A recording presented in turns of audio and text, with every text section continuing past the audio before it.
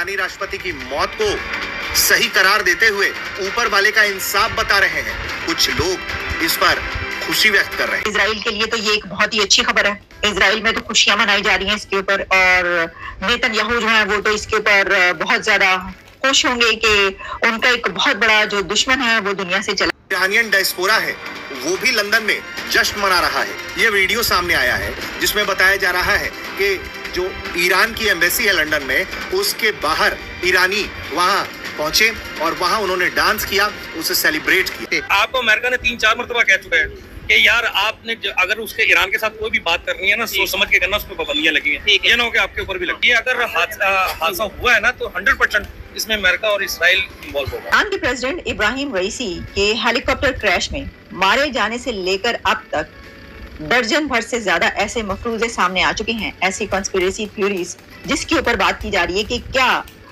ये एक हादसा था, ये वेदर की वजह से हुआ, मौसम खराब था, फॉग थी, या फिर ये एक कत्ल है। और अगर ये एक कत्ल है तो इस कत्ल के पीछे किसका हाथ? अब खबर ये आ रही है कि क्या इसके पीछे इसराइल है, कि एटमी पावर है जिन ममालिक के पास, खास करके पाकिस्तान के पास एटमी पावर है, हम नहीं आवाज उठा पा रहे।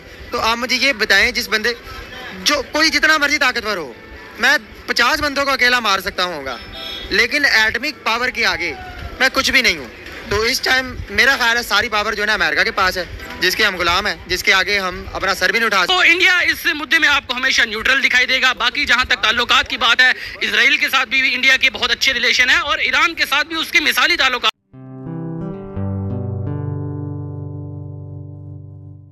नमस्ते दोस्तों, जय हिंद। निक न्यूज़ बर्नर की रिएक्शन वीडियो में आप सभी का स्वागत है। दोस्तों, आप सभी जानते हैं कि ईरान के प्रेसिडेंट अभी एक हेलीकॉप्टर की दुर्घटना में मारे गए हैं और इस बात के लिए लोग ईरान के प्रेसिडेंट की मौत का जिम्मेदार इजराइल को बता रहे हैं और कुछ जाहिल पाकिस्तानी हैं जो इसमें भारत का भी हाथ बता रहे हैं। लेकिन दोस्तों, ये एक हेलीकॉप्टर दुर्घटना थी। ईरान के राष्ट्रपति की मौत के बाद ईरान के लोग बहुत ही ज़्यादा खुशियाँ मना रहे हैं और लोग ये भी कह रहे हैं ये ऊपर वाले का इंसाफ है जो ऊपर वाले ने किया है। और दोस्तों, वहीं दूसरी तरफ लंदन में जो ईरान की एम्बेसी है, वहाँ पर ईरान के लोग आकर बहुत ही ज़्यादा खुशियाँ मना रहे हैं और खुशी व्यक्त कर रहे हैं कि ईरान का प्रेसिडेंट मारा गया है। इस बात के लिए लोग बहुत ही खुश हैं। दोस्तों, बड़े बड़े देश के नेताओं ने ट्विटर पर अपना दुख व्यक्त किया है ईरान के प्रेसिडेंट की मौत पर। तो दोस्तों, देर न करते हुए चलते हैं आगे की वीडियो की तरफ। धन्यवाद। लेकिन ईरानी मीडिया की तरफ से ये अनाउंस कर दिया गया है और बता दिया गया है कि ये हलाकतें हो गई हैं। और अब जैसा कि आप तस्वीरें देख रहे हैं इस वीडियो में, इस प्रोग्राम में आपको इमेजेस नजर आ रहे हैं कि उस फॉरेस्ट में जो रेस्क्यू टीम्स थी उन्होंने कैसे तलाश किया, उनकी लाशें किस तरीके से तलाश की गई। और ये फुटेजेस जो हैं वो पूरी दुनिया में चल रही हैं। दुनिया भर से इस वक्त मैसेजेस जो हैं वो पहुंच रहे हैं ईरान, और इसमें इंडिया के प्राइम मिनिस्टर नरेंद्र मोदी साहब की तरफ से मैसेज गया है वहां तक, पाकिस्तान के प्राइम मिनिस्टर शहबाज शरीफ साहब की तरफ से, हमास के लीडर्स की तरफ से, इराक के प्राइम मिनिस्टर की तरफ से, कतर के लीडर्स की तरफ से, और जो अरब कंट्रीज हैं उनकी तरफ से। लेकिन अभी तक, जब तक कि मैं ये प्रोग्राम आपके लिए कर रही हूँ, तो अमेरिका के प्रेसिडेंट जो बाइडेन की तरफ से कोई पैगाम ऐसा हमें नजर नहीं आया। लेकिन इजराइल ने तो बिल्कुल जैसे ही इस हादसे की खबर पहुंचती है तो मिस्टर नेतन्याहू की तरफ से कहा गया कि उनका इसमें कोई हाथ नहीं है। Indian prime minister Narendra Modi साहब की तरफ से ट्विटर पर यह लिखा गया, यानी एक्स की वेबसाइट पर यह लिखा गया है कि deeply saddened and shocked by the tragic demise of doctor Syed Ibrahim Raisi, president of the Islamic Republic of Iran, his contribution to strengthening India bilateral relationship will always be remembered. My heartfelt condolences to his family and the people of Iran. India stands with Iran in this time of sorrow. अब आप जानते हैं कि Iran और India के ताल्लुकात बहुत ही जबरदस्त जा रहे थे, बल्कि आपको ये भी मालूम है कि हमने कुछ दिन पहले आप तक खबरें पहुंचाई, ये जो चाबहार पोर्ट है उसका कंट्रोल इंडिया ने संभाल लिया है। चाबहार पोर्ट पे पहले भी इंडिया जो है वहां पर मौजूद था, और लेकिन अब 10 साल के लिए कंट्रोल संभाला, जो एग्रीमेंट हुआ था। और जाहिर है कि वो एग्रीमेंट ईरान की इसी हुकूमत जिसका सरबराह इब्राहिम रईसी थे उन्होंने ही किया था। ये तो बहुत जबरदस्त ताल्लुकात जा रहे थे, और जाहिर है कि एक ऐसा ही जो है उन्होंने मैसेज उनको भेजा। अच्छा, अब जब हम देखते हैं कि पाकिस्तान के प्राइम मिनिस्टर शहबाज शरीफ साहब क्या लिखते हैं, तो उन्होंने लिखा कि I along with the government of people of Pakistan extend our deepest condolences and sympathies to Iranian nation on this terrible loss. May the souls rest in heavenly peace, बल्कि उनको शहीद कहा उन्होंने। शहबाज शरीफ साहब ने the great Iranian nation will overcome this tragedy with courage. और फिर उनका कहना था कि Pakistan will observe a day of mourning and the flag will fly at half mast as a mark of respect for President Raisi and his companions and in solidarity with brotherly Iran.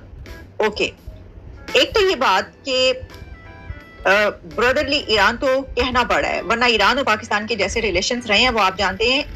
हमला किया गया था, Iran की तरफ से हमला किया गया था और पाकिस्तान की तरफ से फिर उसका जवाब दिया गया था। लेकिन अभी कुछ दिन पहले क्योंकि प्रेसिडेंट ऑफ ईरान इब्राहिम रईसी पाकिस्तान गए, तो जाहिर है कि वो जो उससे पहले के कुछ ताल्लुकात खराब हुए थे तो वो थोड़ी बेहतरी आ गई उसके अंदर, और उन्होंने उनको रिसीव किया गया। गो कि उसको बहुत हाई प्रोफाइल उन्होंने नहीं बनाया विजिट पाकिस्तान में। दोस्तों, जो ईरान के फॉरेन मिनिस्टर थे आमिर अब्दुल्ला अयान, ये कौन थे? He was a hard liner. ये वो बंदा था जो कह रहा था कि मारो इजराइल के ऊपर बम। ये वो बंदा था जो ईरान की, जिसको उग्र लेवल पे बातें करना, डिप्लोमेटिक था ही नहीं है। ये हर समय मार दो, काट दो, बर्बाद कर दो, जला दो, ये उस लेवल की बातें करता था। ये उस लेवल की बातें इसलिए करता था क्योंकि ईरान की जो टॉप गवर्नमेंट की पोजीशन में लोग हैं वो सारे के सारे ऐसी बात करते हैं। He should have been more contained in speech. ठीक है, बहरहाल ये हेलीकॉप्टर क्रैश हुआ। आज की तारीख में ऐसा सुनने में आया है कि ईरानियन जो दुनिया भर में फैले, जो ईरान के अंदर है, वो तो डर के मारे चुप हैं। वो डर के मारे चुप हैं, लेकिन दुनिया भर के ईरानियन जो हैं वो खुशियां मना रहे हैं, भंगड़े डाल रहे हैं, कह रहे हैं बिल्कुल ठीक कहो, बिल्कुल ठीक हुआ। लेकिन एक चीज ऐसी हुई, एक ऐसा रिएक्शन आया जिससे कि मैं अचानक सरप्राइज हो गया। मैंने बोला ये है क्या? ये जैसे ही पता लगा वो मर गया, सबसे पहले इजराइल ने आके बोला हमने नहीं मारा। ओ भाई, हमारा कोई लेना देना नहीं। अच्छा, तुमसे बोल कौन रहा है कि तुमने मारा है?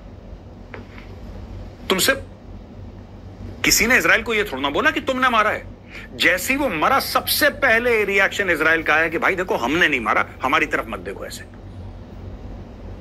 अब भाई सब तीन फैक्टर इन प्ले हैं यहां पे। मैं साफ सीधी आपको बात बता दूं, 3 फैक्टर्स इन प्ले। वो फैक्टर क्या है? पहली चीज, किसको फायदा है या किसको फायदा हुआ कि ये मर गया? मैं आपको बताता हूं, वहां पे वैसे चुनाव नहीं होते जैसे भारत में हो रहे हैं आजकल, या भारत में होते चले हैं जैसे अमेरिका में होते हैं, यूके में होते हैं। वैसे चुनाव नहीं होते। कुछ लोग मिलकर अपना लीडर चुन लेते हैं, कुछ लोग मिलकर अपना लीडर चुन लेते हैं। और ये 1979 के बाद, जब से ये कठमुल्ला टाइप के लोग आए हैं ना वहां पे, खतरनाक रेडिकल इस्लामिस्ट्स, मार देंगे, काट देंगे, जला देंगे, जो हर समय यही बातें करते हैं, जब से आए हैं तो ईरान का बिल्कुल ऐसा मामला हो गया है कि कोई सांस ले ले तो उसको गोली मारते हैं यार। ऐसा मामला हो गया। वो हिजाब का केस था, वो लड़की ने हिजाब नहीं पहना, उसकी हत्या कर दी, फिर दूसरी को भी मार दिया, कोमा हो गया, फिर वो लड़की कुछ दिनों के बाद मर गई, आपने सुना ही होगा।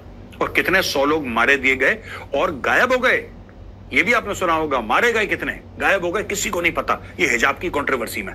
खैर, बहरहाल coming back to the point, लोगों ने सेलिब्रेट करा, बोला ये ठीक मर गया। इजराइल ने बोला भैया हमने नहीं मारा, हमारी तरफ मत देखो। और तीसरी चीज मैंने बताई कि किसका फायदा था यार, सबसे बड़ी बात, फायदा किसका था? फायदा उस बंदे का था जिसको एक्टिंग प्रेसिडेंट अब बना दिया है। दोस्तों, जो अभी इंटरिम प्रेसिडेंट बना है उसका नाम है मोहम्मद मुकबर। मोहम्मद मुकबर कौन है? ये वाइस प्रेसिडेंट है, यानी कि इब्राहिम रियासी के नंबर 2। और लोग कह रहे थे कि इसको, और लोग कह भी रहे हैं, सोशल मीडिया पे बातें चल रही हैं कि इसको सबसे ज्यादा फायदा है। दोस्तों, ऐसा है कि इसको मानिए जैसे कि एक लाइफ इंश्योरेंस पॉलिसी, आपने किसी के लिए 5 करोड़ की लाइफ इंश्योरेंस पॉलिसी करा दी आपने, और आप हैं उसके बेनिफिशियरी, यानी कि अगर वो मरेगा तो आपको 5 करोड़ मिलेंगे। ठीक है, जब वो बंदा मर जाता है तो पुलिस सबसे पहले किसको उठा के ले जाएगी? शक की सुई आपके ऊपर आएगी ना, क्योंकि बेनिफिशियरी आप हैं। उसी प्रकार से यहां पे मोहम्मद मुकबिर जो है, he is the main beneficiary. Mossad के अंदर एक सीक्रेट यूनिट है जिसका नाम है किडॉन। किडॉन एक ऐसी सीक्रेट यूनिट है जिसके बारे में इजराइल खुल के कभी बात नहीं करता। इजराइल कहता हम पता ही नहीं यार इसके बारे में क्या चक्कर चल रहा है इनका। उसके अंदर स्पेशल फोर्सेस के ऑपरेटिव्स हैं, उसके अंदर मोसाद के ऑपरेटिव्स होते हैं खास। और किडॉन का काम है एक्चुअली जो इजराइल के दुश्मन हैं उनको ढूंढ के उनकी हत्या करना। मैं आपको सच बात बता रहा हूं, जब करीब 11 एथलीट्स मारे गए थे म्यूनिक ओलंपिक गेम्स में, जब पैलेस्टीनियंस ने मार दिए थे, पैलेस्टीनियन टेररिस्ट ने, तो भाई साहब उनको 10-15 साल लग गए कोई कहीं छुपा, किसी ने नाम बदल दिया, किसी ने प्लास्टिक सर्जरी कर दी, किसी ने दाढ़ी उगा ली, किसी ने दाढ़ी काट दी। जो भी उसके, एक तो जिन्होंने मारा वो अलग चीज, जो उसके पीछे थे, एक एक बंदे को ढूंढ ढूंढ के, कोई यूरोप में निपट रहा है, कोई कहीं मिडिल ईस्ट में निपट रहा है, कोई कहीं, मतलब जो जहां पे छुपा उसने अपनी कितनी आइडेंटिटी बदल ली, और किडोन ने उसको ढूंढ के निपटाया। ये यहूदियों का और ये किडोन का ट्रैक रिकॉर्ड है। अगर आप इजराइल के खिलाफ करेंगे, कुछ भी करेंगे इजराइल के खिलाफ, ये आपको ढूंढ के निकाल के मार डालेंगे। है कि ईरान के प्रेसिडेंट अपने फॉरेन मिनिस्टर के साथ अजरबैजान के विजिट पे थे, जहां पे उनका हेलीकॉप्टर क्रैश हुआ है। आज पाकिस्तानी पब्लिक से बात करेंगे कि ऐसे मौका पे, जिससे मतलब कुछ दिन पहले की खबर थी कि ईरान का चाबहार पोर्ट इंडिया की तरफ जा रहा है, मैनेजमेंट मतलब 10 साल के लिए इंडिया उसकी मैनेजमेंट करेगा। उससे पहले ईरान के प्रेसिडेंट ने विजिट किया पाकिस्तान का और बहुत से प्रोजेक्ट्स के ऊपर बात हुई। उससे पहले ईरान ने इसराइल के ऊपर अटैक किया। इन सब चीजों के बाद ये खबर आना, क्या ये एक एक्सीडेंट है या फिर प्री प्लान इंसिडेंट है? नहीं, ये हादसा नहीं है, ये प्री प्लान होगा मेरे हिसाब से। किसने प्लान किया होगा? ये सारी दुनिया को पता कौन प्लान करता है पूरी दुनिया में। कौन? वो एक बदमाश जो है। हम पाकिस्तान में बैठे डर रहे हैं नाम लेने से, अगर मतलब नहीं, अमेरिका ही हो सकता है, उसके अलावा और कौन हो सकता है। ठीक हो गया। रीजन क्या होगा? ग्रुप है ना। हाँ। अब हमारा ग्रुप है, ये रशिया है, ठीक है, पाकिस्तान है, ईरान है, चीन है, ठीक है, ठीक है। तो नेटो के जो मेंबर हैं, ठीक हो गया, उनको पता है ये फलस्तीन के ऊपर जो काम हो रहा है इस टाइम। तो ये सदर जो है ईरान के, ठीक है, ये काम कर रहे हैं फलस्तीन में, सारा काम इन्होंने किया, सपोर्ट किया है हमास को, हुती को, और एक तंजीम और है, ठीक हो गया, ट्रिपल एच के नाम से जो चल रहा है ये सारा सिस्टम।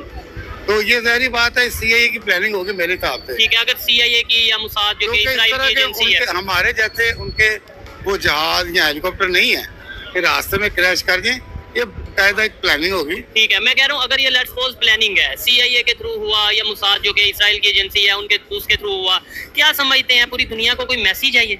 हाँ बिल्कुल मैसेज है। क्या भाईजान देखे ना, मुसलमान एक तरफ है और सारा कुफर एक तरफ है। मुसलमान वैसे यूनाइटेड हैं पूरी दुनिया के? नहीं, आप देख लें, गल्फ में देख लें, अभी आके उन्होंने थोड़ा बहुत कदम उठाया, उससे पहले वो बोला कोई नहीं है। ठीक है, अगर वो बोला है तो उसकी सजा उसको मिल रही है, और कोई बात नहीं है। दोस्तों, अगर आपको हमारी वीडियो पसंद आई है तो प्लीज़ लाइक ज़रूर करें और साथ में शेयर करना ना भूलें। और साथ ही दोस्तों, ऐसी ही लेटेस्ट वीडियो देखने के लिए हमारे चैनल को सब्सक्राइब करें, साथ ही बेल का आइकन जरूर दबाएं ताकि सबसे पहले आपको हमारी वीडियो की नोटिफिकेशन मिल सके। धन्यवाद।